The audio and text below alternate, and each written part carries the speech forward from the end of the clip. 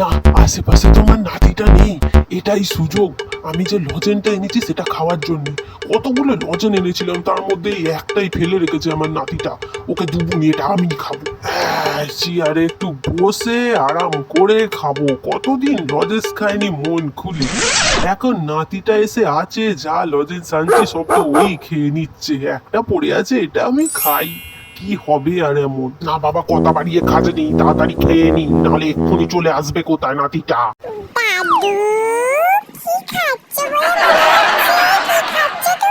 এই রে, খচ্চরটা চলে এসছে। না, এটাকে তাড়াতাড়ি লুকিয়ে নি, এটা দেয়া যাবে না ওকে।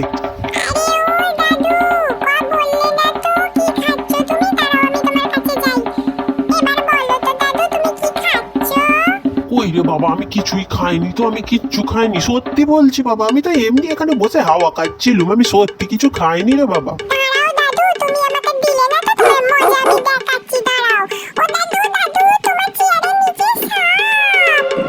ওরে বাবা, সাপ কি বলিস রে? ওরে বাবা রে বাবা, ও মা গো।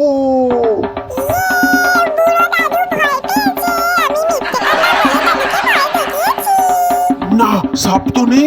এই নাতিটা তো সত্যি আমাকে ভয় দেখিয়ে দিল। এইটুখানটি নাতি আমাকে ভয় দেখিয়ে দিলি। দাঁড়া, তোর খবর আছে আজকে। পালিয়ে যাবি কোথায়? দাঁড়া, একটু বুদ্ধি খচ্চর ছেলে এক্ষুনি থেকে এরকম পেকে গেছে গো, আমাকে ভয় দেখাচ্ছে।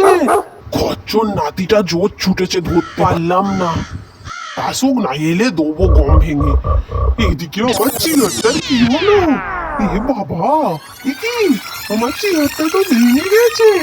এ কি সর্বনাশ হয়েছে গো! আমার কত টাকা লস করিয়ে দিল এই নাতিটা। ভয় দেখি আমার চেয়ারটাই ভেঙে গেল গো।